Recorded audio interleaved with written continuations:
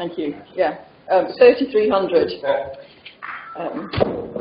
not going to be acronym light, I'm afraid, so you just have to kind of bear with me. Not as many exciting pictures as Heather, but do our best.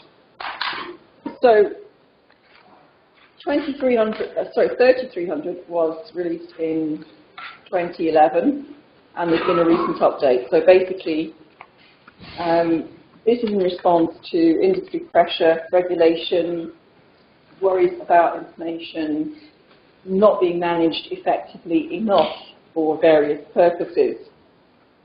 So the first standard that came out was the umbrella standard that looked at the fundamentals and vocabulary. So what it was trying to do was to engage with a consistency of terminology and vocabulary within management standards for records. And subsequent to that, there have been two others in the thing. So what does it do? Basically, it creates a methodology for approaching management of records. It's a management system standard, so it is a high-level standard that will be regularly revised. It's kind of the same stable as 9001 and 27001, so that kind of idea that it's helping support the strategic side and the sort of the high-level business activities. So it will link in with lots of substantive business activities. How many folk have heard of it, used it, heard of it? A few. So it is hopefully going to gain more prominence as they have created the supporting standards within the umbrella. So it does link in with things that have tried to be implemented with 9001, but it's very much about the control of information, not the quality of service like 9001 is focused on. So it's saying, again, this is linking to the idea of information is an asset, it's a valuable commodity, we need to be consistent and comprehensive in how we manage that.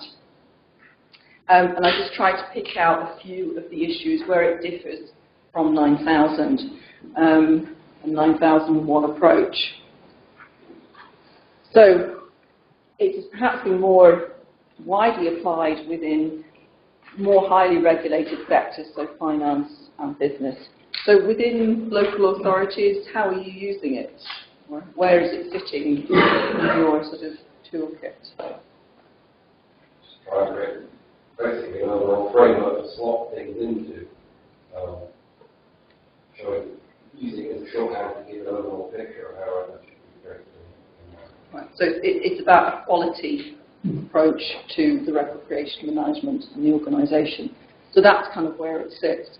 So whereas the standard that Heather was talking about, the 15489, is very much about the practical aspects and dimensions of records and information, and applying that to authenticity and accuracy and comprehensiveness and all those attributes of the record. This is much more, as I said, it's an MSS, it's a management system standard, so it sits at a different level. The most recent thing was adding the guidelines for implementation. So the first thing was the terminology and vocabulary. The next one was looking at the issues to do with implementation, and then you've actually got the guidelines produced as well. So you've got quite high-level requirements, you've got vocabulary, and now they're actually looking at the implementation issues. So it's fairly new off the blocks. It's not yet widely used, but it will have a role within lots of different organisations as things develop. So that was just trying to say that the management system standards are ones that get the high-level note within a lot of the ISO publicity. So it is going to be a standard that will be developed and extended. So as those extensions and developments happen, you may become more and more familiar with it. This is another exciting diagram, just again trying to simplify and communicate how it fits and where it fits in terms of 15489 and the other technical standards or things relating to the management of information and records. They all sit within the same technical committee that Heather mentioned that 15489 does. So again, there's quite a lot of overlap, there's quite a lot of use of terminology that's similar, but this is very much focused at the high level, again, the taxonomy and the terminology, trying to get that consistent across the board, and looking at the controlled environment where management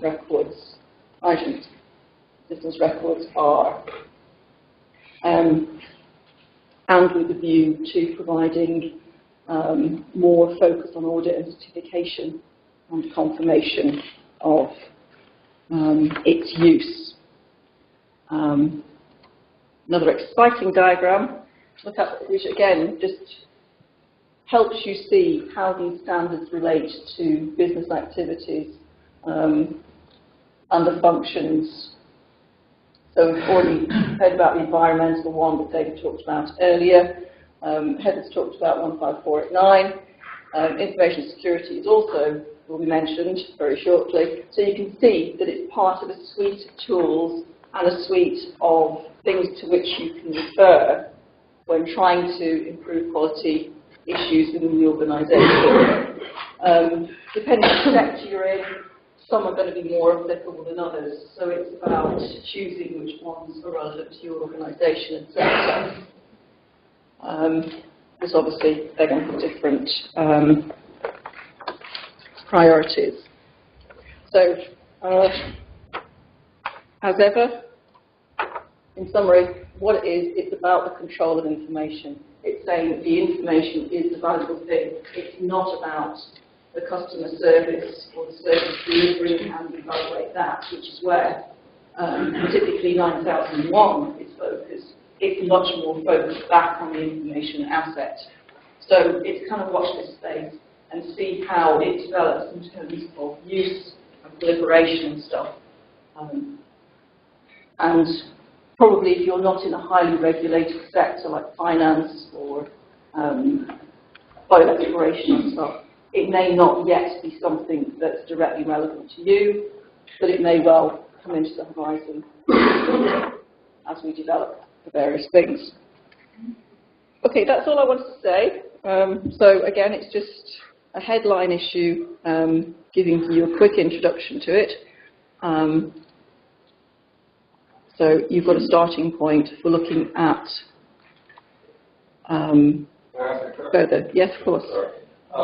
Is it true that it will be something that can be implemented against? That's, yeah.